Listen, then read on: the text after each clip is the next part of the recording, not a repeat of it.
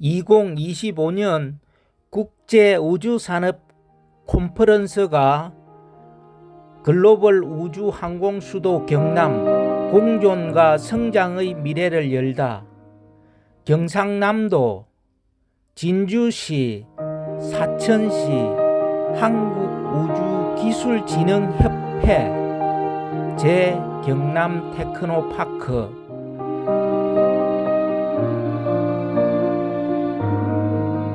많은 시청 바랍니다. 구독과 좋아요는 큰 힘이 됩니다.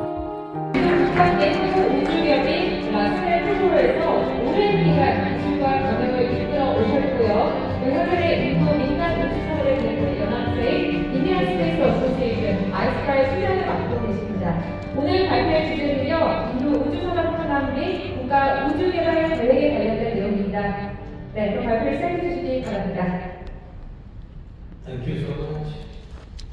My privilege to be in Seoul.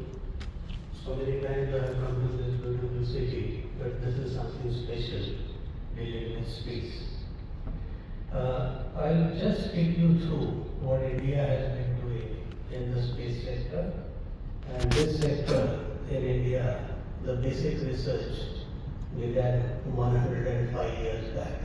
In 1920, we knew that this is a sector which can do many things, and India was vouched that this is a sector which will be used for help mankind and not for military. Till recent years, we stick to that, and right from communication, navigation, earth observation, weather predictions, forecasting, scientific R&D, space ecosystem defense, and varieties of things that we keep doing in space completely on our own. That's quite important because when you talk of relationships between countries, the intellectual property control become extremely important. This is a dual use sector, so very specific towards whatever one talks of. Very high in the investment to sustain any specific R&D and long gestation period. This is where the role of government comes in. I was talking about those 105 years back. This is when the space journey of India began in 1920, and this was all about how to reflect radio waves through the different atmospheric regions, and thus essentially when you can reach much longer areas or longer distances in terms of communication.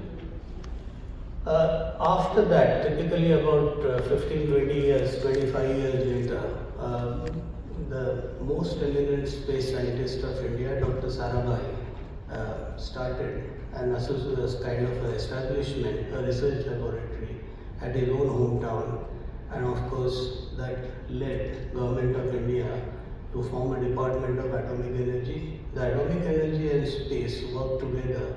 Eventually, few years later, after we saw Yuri Gagarin go to space, we saw President Kennedy's announcements of man on the moon, and of course thereafter we had our own space program. In 1963, we started launching our own rockets from Thoma.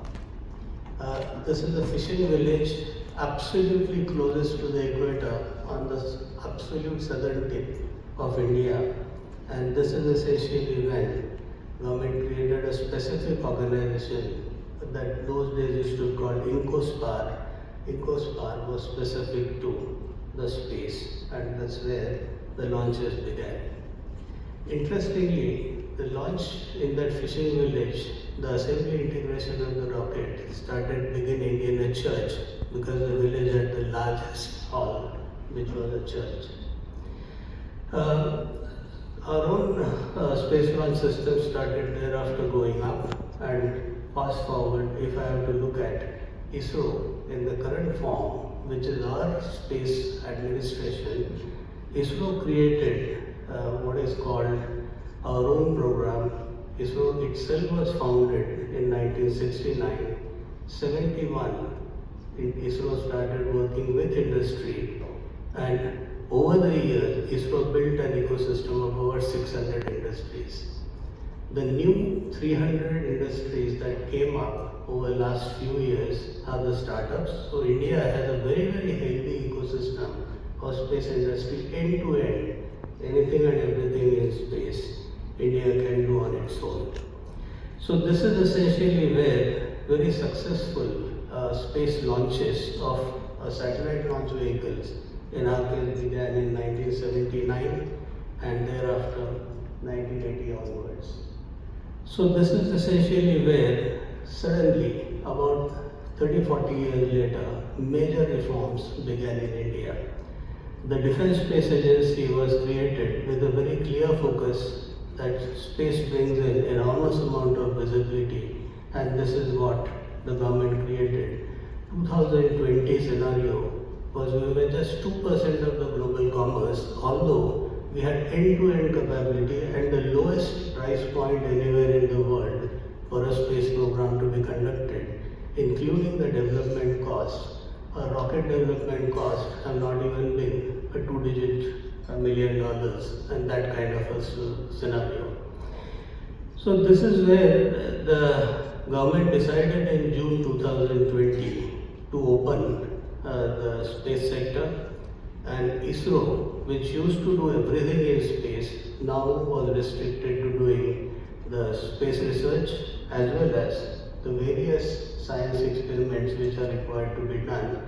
A public sector undertaking was created for launching as well as owning all the space assets, and there are dozens and dozens of space assets that are today operational which are launched by India. And the next was creation of a space association which I belong to. The Indian Space Association was created at the behest of the Prime Minister, who launched it in 21, and of course thereafter a lot that has been happening in this space, and of course the draft policies, multiple of them came up. The final space policy of India got issued in April 23, which is a 23-page document. One can read it in less than 20 minutes, and it is the most comprehensive policy document which limits nothing to private enterprise to make the space sector big for India. So this is where from ISRO alone to ISRO to InSpace, which is a regulator and a promoter, very, very complex role. It is supposed to do regulation, it is also supposed to promote, and of course academia, the National Space Industries, which is the NSI, which is supposed to do all launches and operations, and of course the Space Association. This was the picture when the Prime Minister said he is going to launch Indian Space Association with a very clear vision to create enabling environment for strengthening of the private space industry to propel India to the forefront of global space ecosystem. Mind you, that day we were 2% of the global commerce. Varieties of things happened in terms of opening of the space, global trade being very important indicators that we need to do it. And although India has been amazingly successful in many, many domains, this is a domain because of varieties of reasons restricted only for government action.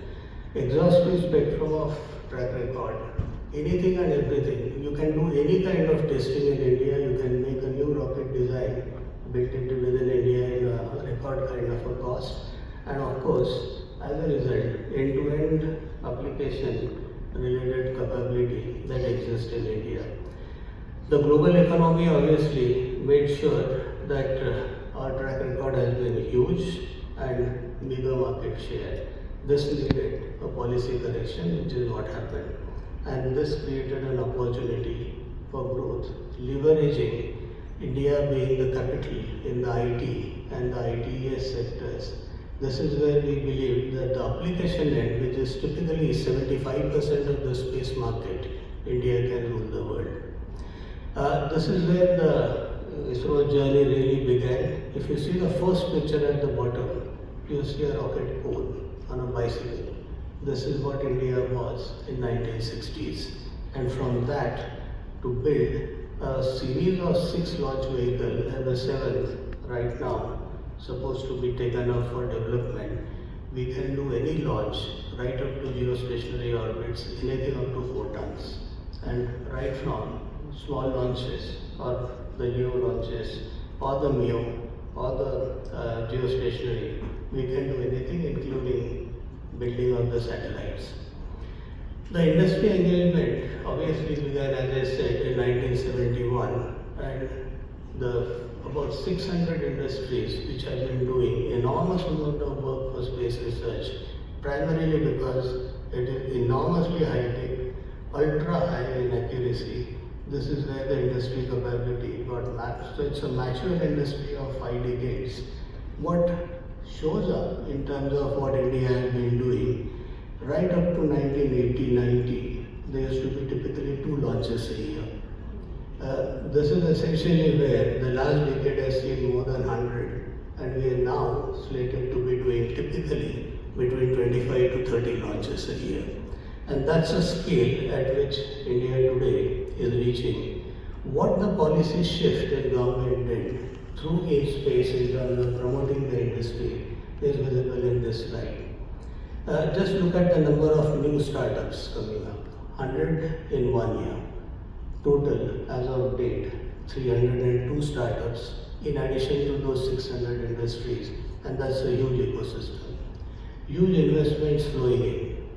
$430 million have flown in Indian space startups, and the government of India today provides the seed fund to any startup, which is typically $120,000, and also come out with a venture fund, and the venture fund essentially can take it to about 120 millions and beyond.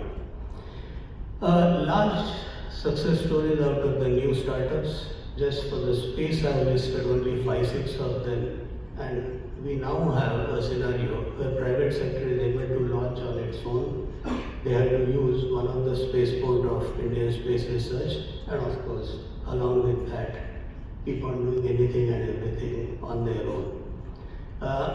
The industry that is there, the first 1971 industry happened to be Larsen & Toubro Limited, which I used to be the board of directors of L&T. And as a result, I happen to be the chairman of Indian Space Association. The outlook, when we look at and why this policy was making sense, if we look at, we have a clear vision to reach 10% of the global space commerce in 1932-33. And this is essentially where, from typically 2.5-3% of the global space commerce we are today, to 2032-33, reach 10%, and where all it is going to be, each and every segment wise, there is a detailed amount of work and enormous amount of government's focus is to make this happen, and that's essentially where we hope to be reaching from just about $8.5-9 billion today to $44 billion of space commerce in times to come.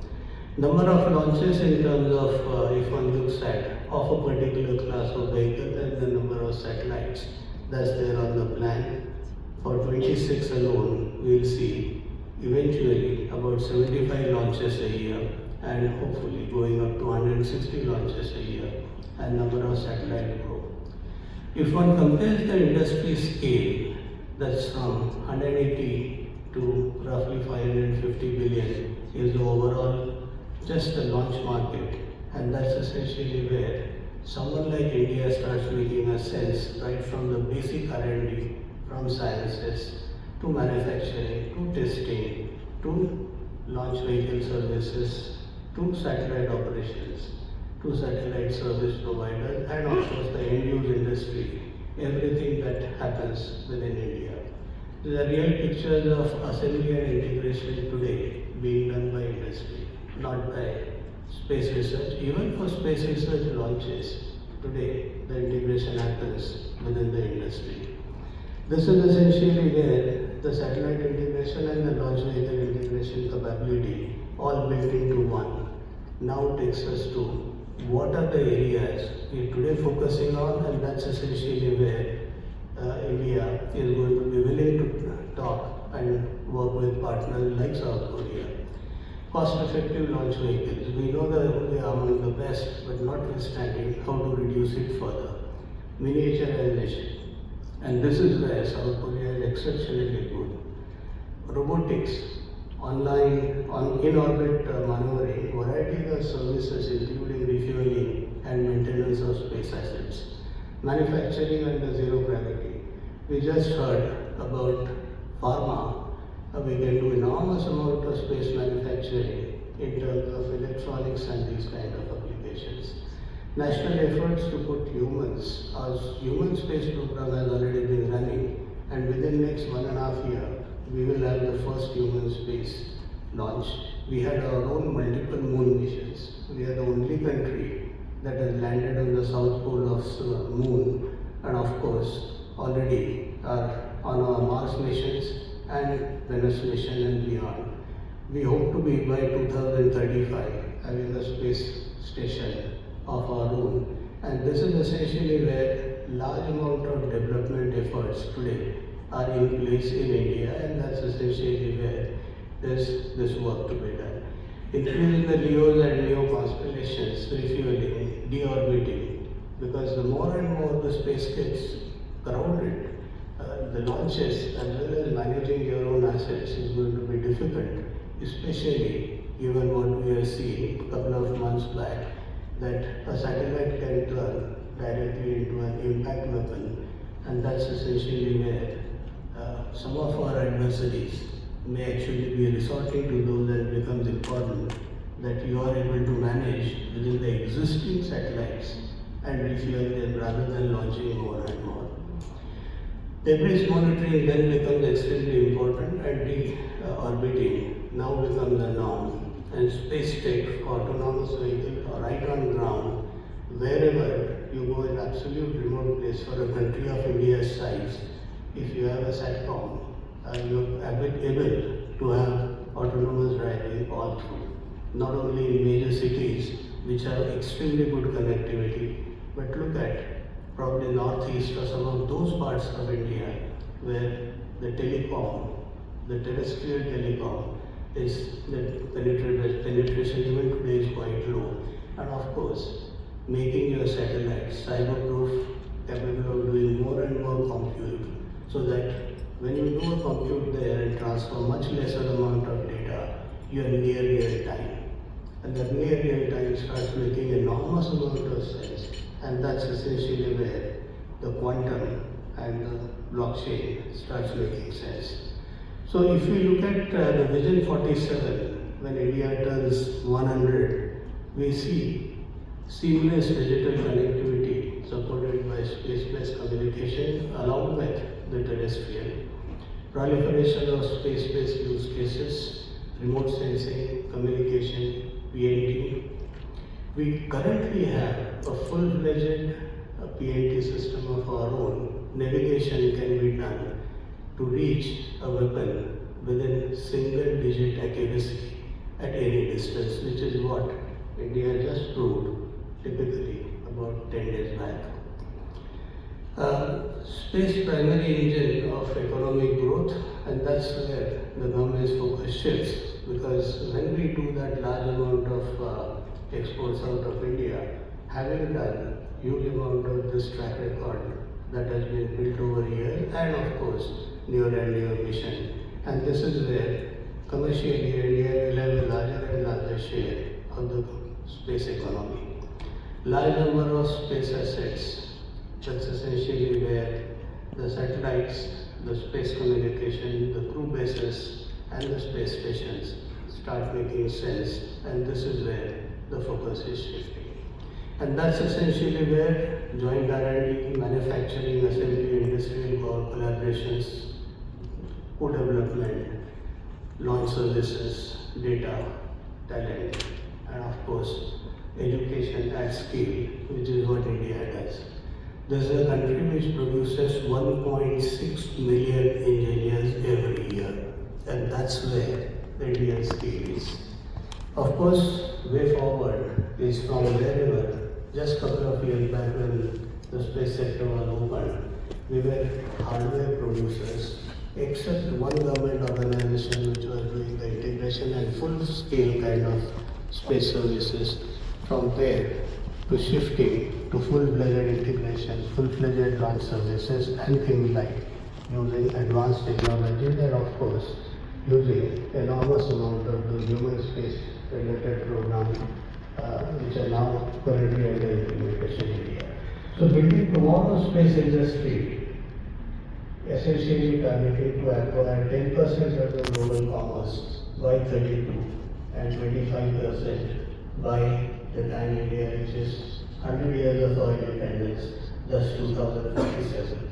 So that is the vision. Towards that, global collaboration becomes important, and that being an ultimate frontier, what we know space can do, there's even more applications and more and more things that can happen. The calls for lots of new technologies, lots of co-working together, development, production, and of course, doing it together. Thank you so much.